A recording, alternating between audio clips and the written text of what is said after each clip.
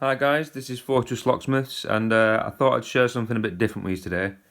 Basically, I was called out to a job over day where they had lost the keys for the padlock which secured the main gate to a factory, and basically meaning that wagons couldn't get in or out.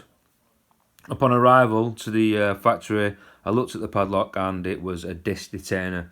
Now, I don't really deal with these in my everyday life as a domestic locksmith. But I do have a Disc Detainer pick, so I went through all the steps, as in putting my tool in, moving all the detainers clockwise as far as they go.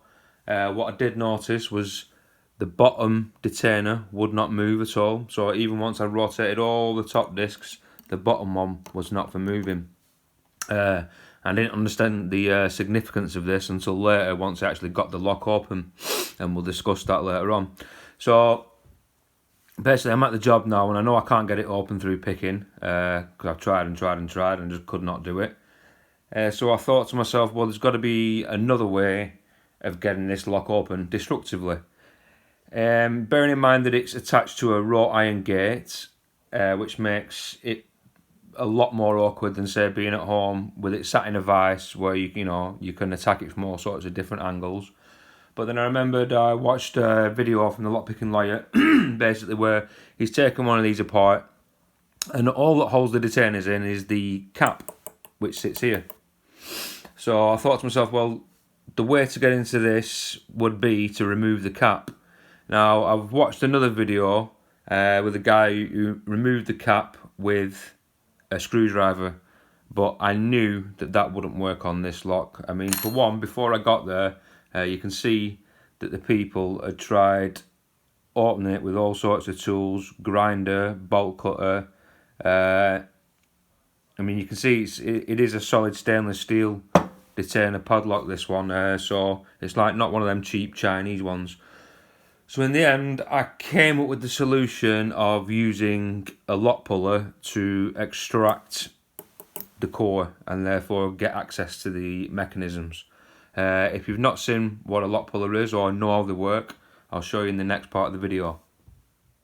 So for those who don't already know, this is what is a lock puller, or also known as a bell puller. Basically, we use these for pulling out Euro cylinders, and that's what it's mainly used for. The principle being, I'll just run through the components real quick. So this is the actual bell puller. You can see that there. If you notice, we've got a cutout there, which the screw will sit in.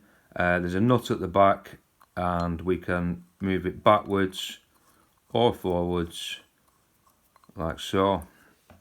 Then we have obviously the ratchet, which once it's attached to the screw, you can ratchet it up and pull backwards. We have a screwdriver adapter, or a drill adapter, whatever you want to call it. Basically, this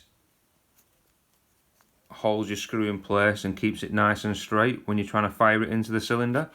We have our torque screws. So these are different than normal screws, I'll show you in a second. Different thicknesses. We have a 4.2mm one there and a 5.5. If you notice the ends, how they differ from a normal screw, this is basically so it can bury its way into the lock, into the cylinder, and won't come back out basically once it's in. And if you look at the end, they're Torx head rather than star head or flat head, and this is to get extra power to drive it in to the cylinder keyway. We also have these plates, and I'll show you what they're for in a minute. I've got a lock here that I've used on a previous job, so you can see exactly what I mean. If you can see that there. So this was from a Euro cylinder that I had to extract. So principle being is make sure you put plenty of lubricant on the screws and into the keyway, and this gives you a better chance of success. And then using a drill, don't use an impact driver, fire a screw into the adapter, line it up with the centre of the keyway, and drill it in basically, leaving so far out for the puller to grab onto. Once the puller's hooked onto it, you ratchet backwards, and the lock will then snap at its weakest point, which is obviously the retaining screw. Pops out the door, access to the mechanism inside the door, boom, door's open. There you go. Now, that's one way of using it, or you can actually extract the core. So I'll use this as an example. You can see how we've got a cut out there. So basically, that will go over the top of the lock, and now you'll see that once the lock puller's on top of this plate here, it will actually push towards the door while at the same time pulling the screw, and in theory that should extract the core so you can gain access inside the core to the mechanism. Again, use plenty of lubricant, but generally it does work. You couldn't do this with normal screws because the screws would just snap straight away, so it has to be these Torx head screws, self-tappers, and it will just snap all the pins, pull backwards, and then the core comes straight out. So, sorry I've waffled on a bit there. So my idea was to use that on the padlock. Now, these plates and the cutout weren't big enough for the padlock, but luckily it came another one. Can you see the difference there? And that was the exact right size for the padlock core. It was like it was made for the job. So I'll show you why in a second. So I've shown you how the lock puller works, and now I'll show you how I used it on the padlock. Basically, I got the fattest screw that I had, which was a 5.5mm. Now, bearing in mind that the keyway of a Euro cylinder is very narrow, and once that screw goes in there, it's going nowhere. But obviously, a detainer lock, there's plenty of gaps and space in between. So what I did first was I tried to manipulate all the detainers crisscross against each other as so. So one at 9 at 6 o'clock, one at 12, and sorry, one at 9 and 3 o'clock, one at 12 and 6 o'clock, if you get my meaning. So the gap in between was as narrow as possible.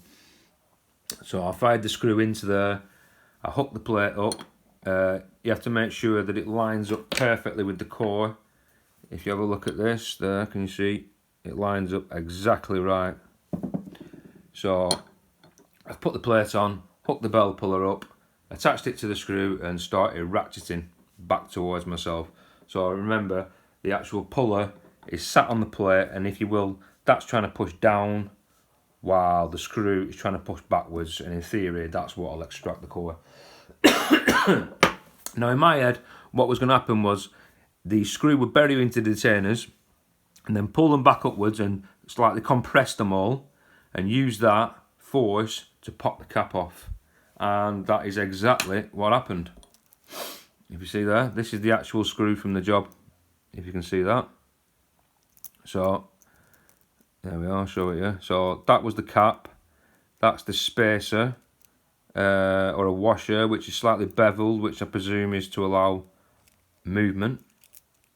The first one, detainer, sorry, was slightly warded, obviously, so, you know, to allow the key in there. Then it had two spacers, and then I'll just show you if I can do. So let's count these up. So 1 second. We had 1, 2, 3, 4, 5, 6, 7, 8 detainers. But then at the bottom, so this is what came out. So this is one of the spacers, if you can see that. That's a spacer. Then we had another detainer, so that's 9.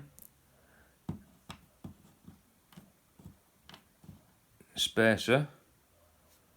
And then last but not least, 10.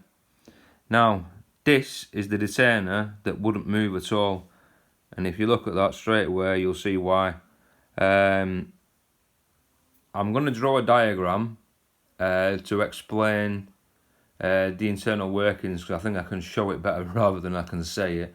But yeah, this is the reason why I couldn't pick the lock, because basically I think you're meant to use bottom of the cylinder tension rather than top.